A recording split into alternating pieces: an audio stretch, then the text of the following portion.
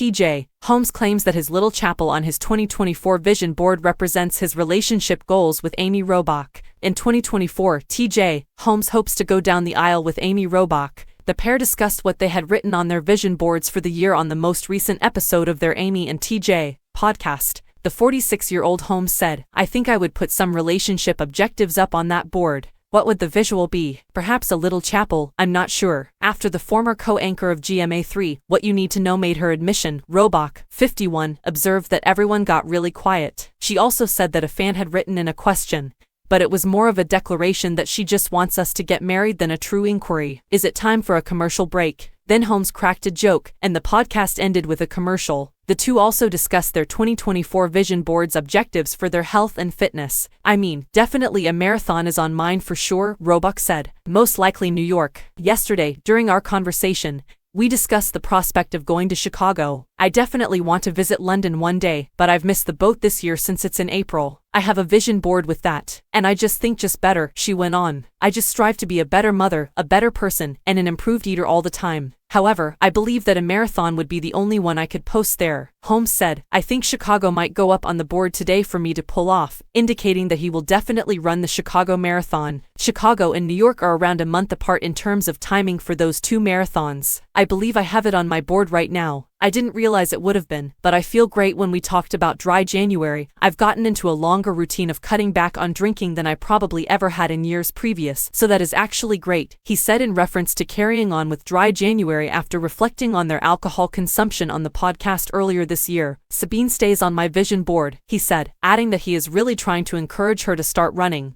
"I'm getting up some New Balance running shoes before I go today."